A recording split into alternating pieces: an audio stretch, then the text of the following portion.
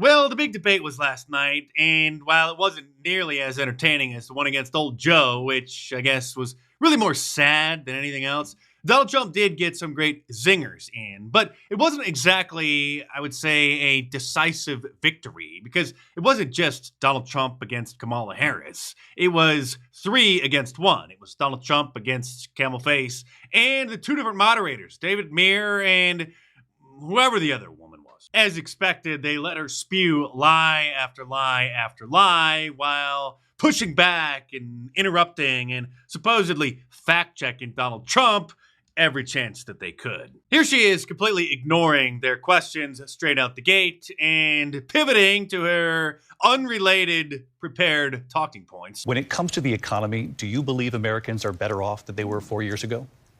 So I was raised as a middle-class kid, and I am actually the only person on this stage who has a plan that is about lifting up the middle class and working people of America.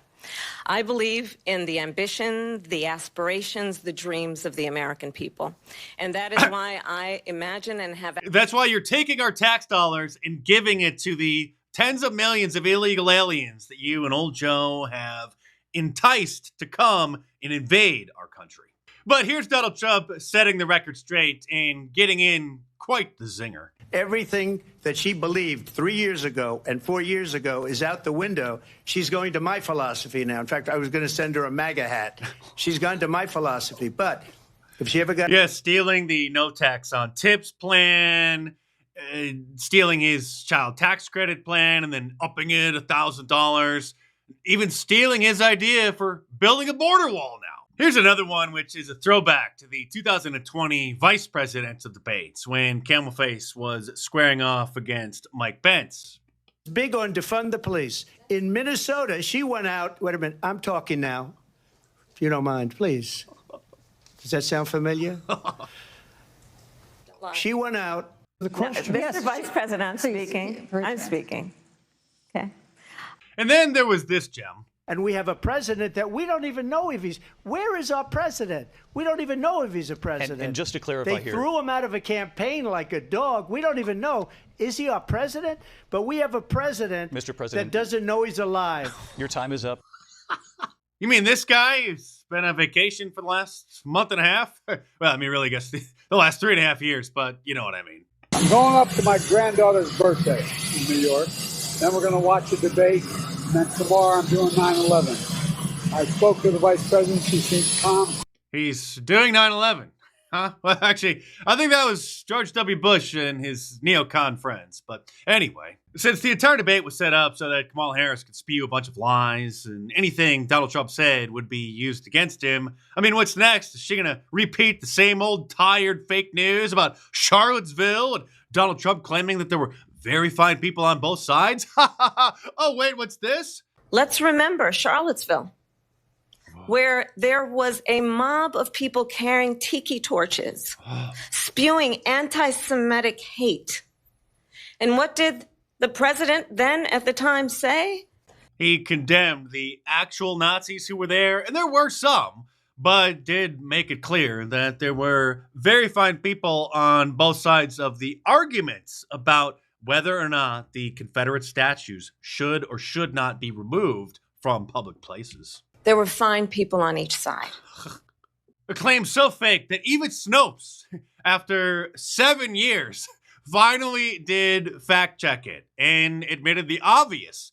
No, Trump did not call neo-Nazis and white supremacists very fine people. All that it would have taken to realize that obvious fact the day that he made those statements back in 2017 would be to watch a 30-second clip of the press conference regarding the statements in question. You had people in that group that were there to protest the taking down of, to them, a very, very important statue and the renaming of a park from Robert E. Lee to another name. And you had people, and I'm not talking about the neo-Nazis and the white nationalists, because they should be condemned totally.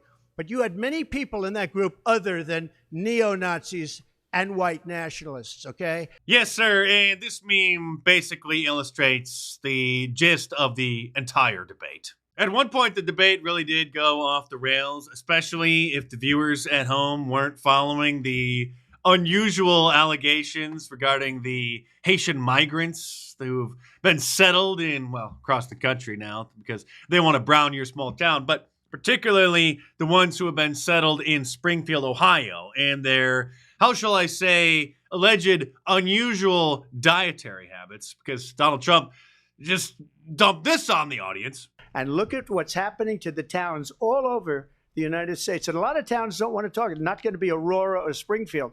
A lot of towns don't want to talk about it because they're so embarrassed by it. In Springfield, they're eating the dogs, the people that came in. They're eating the cats. They're eating the pets of the people that live there.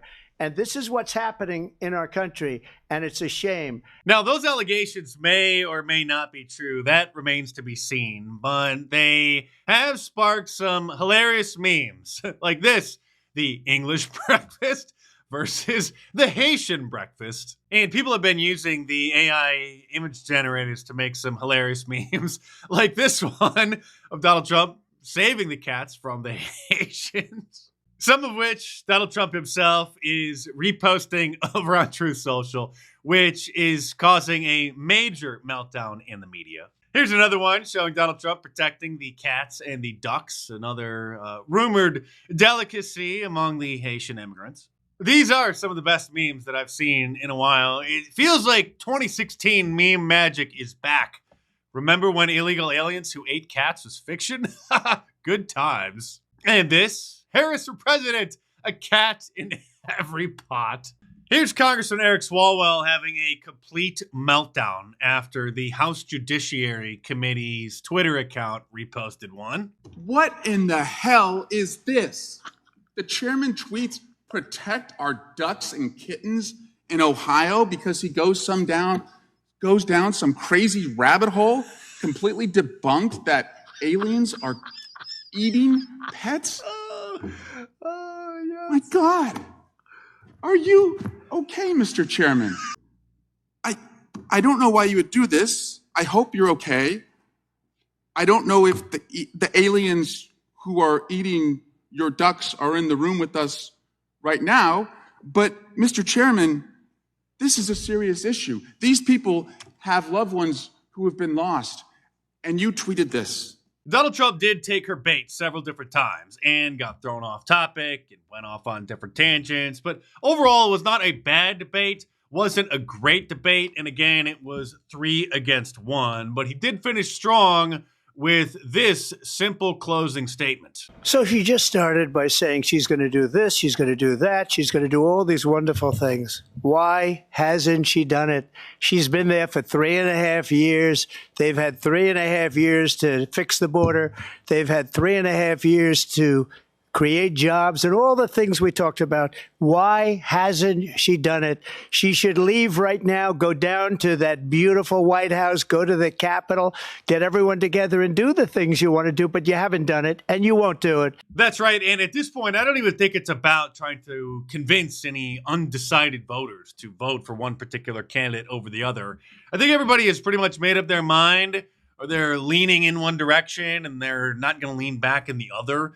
It's about convincing those people to actually get out and vote. Subscribe to my channel for new here and check back on a regular basis, because you're not going to find independent analysis and content like this anywhere else. So stay tuned and I will see you soon.